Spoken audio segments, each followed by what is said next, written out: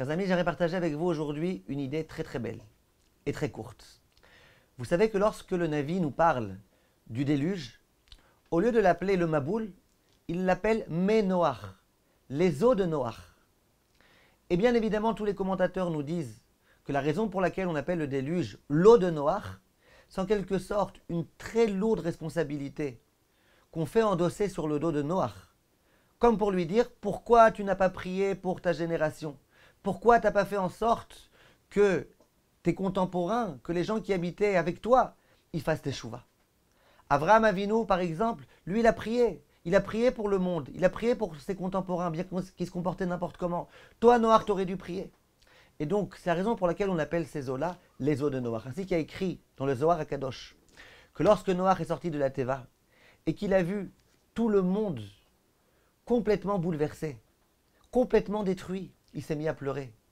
Hachem va lui dire, espèce d'idiot, c'est maintenant que tu pleures. Pourquoi tu n'as pas pleuré plus tôt, avant le déluge? D'une certaine façon, le déluge, il est attribué à Noach. Après, on appelle ces eaux-là les eaux de Noach.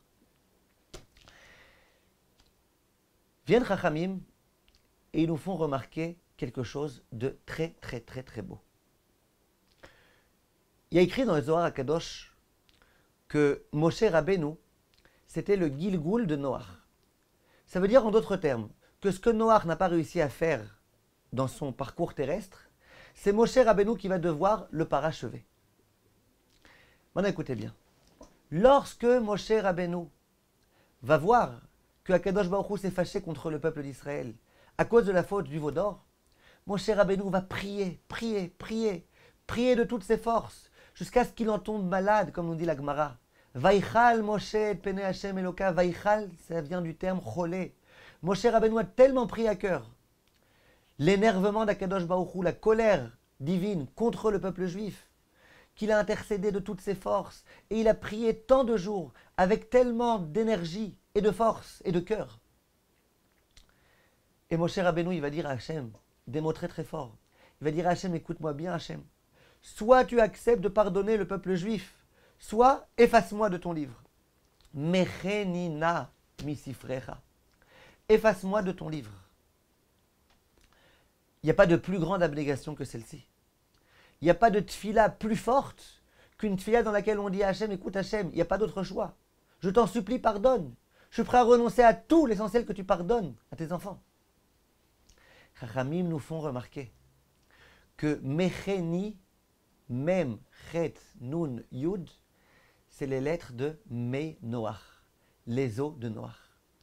Ça veut dire que Moshe Rabbeinu, qui était le Gilgoul de Noach, à quel moment il a rattrapé l'erreur de Noach, qui porte toute sa signification dans le mot Ménoach, dans laquelle on attribue le déluge à Noach, quand il va dire Mechenina. Ce qui va être reproché à Noach, c'est pourquoi tu as permis à ces eaux d'arriver. Pourquoi tu n'as pas fait en sorte de prier pour ta génération?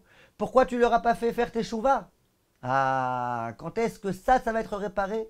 Quand Moshe Rabbeinu va prier du fond du cœur pour son peuple, et qui va dire mon peuple, il passe avant moi. Et soit tu pardonnes le peuple, soit moi, tu peux m'effacer carrément. C'est là qu'il va avoir le mérite de réparer cette chose-là. Hachem Yahazor, Bezrat Hachem, qu'on ait la possibilité, à chaque fois qu'on rencontre des juifs qui sont complètement à côté de la plaque, j'allais dire, qu'on prenne ça à cœur, qu'on prie pour eux. Hachem, s'il te plaît, fais-leur faire tes chouvas. Hachem, s'il te plaît, aide-les à devenir meilleurs. Fais quelque chose pour eux. Aide-moi à moi à les faire tes chouvas. Et puisque c'est la semaine du Herzai de Rav Ovadia Yosef, eh bien, un tout petit mot. J'ai prié avec le Rav Ovadia Yosef plusieurs fois le jour de Kippour. Au moment où il récitait le vidouille de Rabbeinu Nissim, les supplications, il les récitait. Il disait Hachamnou, et il pleurait, il pleurait, il pleurait, il pleurait. Bagadnou, et il pleurait. Parfois, il n'arrivait même plus à continuer tellement qu'il était en larmes.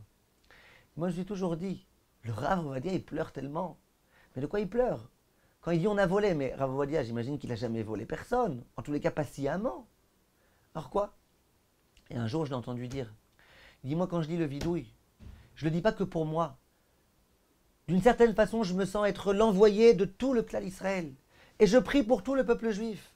Et quand je dis on a fauté, je ne pense pas qu'à moi. Je pense à l'ensemble du peuple juif. Et c'est ça un véritable leader du peuple juif. C'est ça un véritable Talmid Chacham. C'est celui qui accepte d'endosser le peuple juif sur ses épaules. Celui qui est prêt à prier pour tout le peuple. Pas simplement pour lui, pas simplement pour ses petits soucis, mais pour l'ensemble du peuple juif. Celui qui prend le dossier du peuple juif à cœur. Lui, c'est un véritable Talmid Chacham. Yehí Ratzon qu'on ait le mérite. Merci de votre attention.